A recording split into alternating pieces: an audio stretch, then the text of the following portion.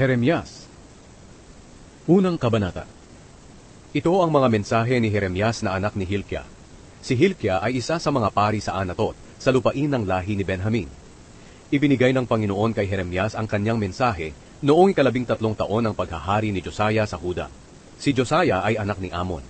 Patuloy na nagbigay ng mensahe ang Panginoon kay Jeremias hanggang sa panahon ng paghahari ni Jehoiakim na anak ni Josiah, at hanggang sa 11 taon ng paghahari ni Zedekiah na anak rin ni Josiah.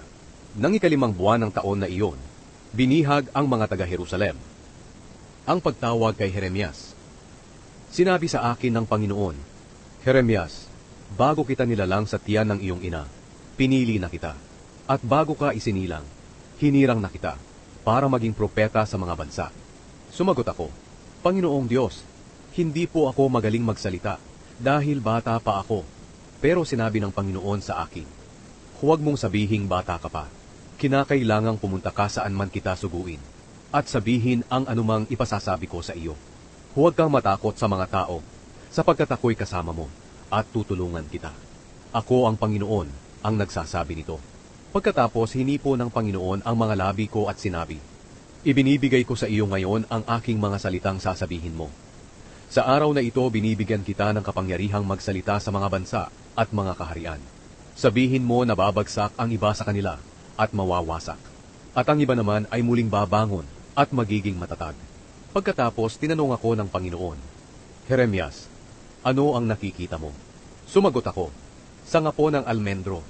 Sinabi ng Panginoon, tama ka, at nangangahulugan iyan na nagbabantay ako para tiyaking matutupad ang mga sinabi ko. Muling nagtanong ang Panginoon sa akin, ano pa ang nakikita mo?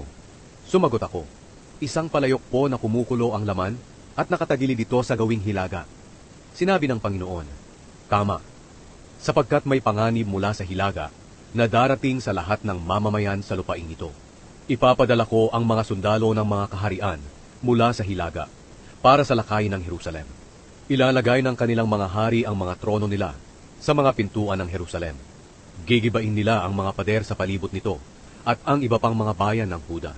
Parurusahan ko ang mga mamamayan ko dahil sa kasamaan nila. Itinakwil nila ako sa pamamagitan ng paghahandog nila ng insenso sa mga Diyos-Diyosan. At sinamba nila ang mga Diyos-Diyosan na sila lang din ang gumawa. Jeremias, ihanda mo ang sarili mo. Humayo ka at sabihin sa kanila ang lahat ng ipinapasabi ko sa iyo. Huwag kang matakot sa kanila, sapagkat kung ikaw ay matatakot, lalo kitang tatakutin sa harap nila. Makinig ka, patatatagin kita ngayon, tulad ng napapadirang lungsod, o ng bakal na haligi o ng tansong pader. Walang makakatalo sa iyo na hari, mga pinuno, mga pari, o mga mamamayan ng Huda. Kakalabanin ka nila, pero hindi ka nila matatalo, dahil sasamahan at tutulungan kita. Ako ang Panginoon ang nagsasabi nito.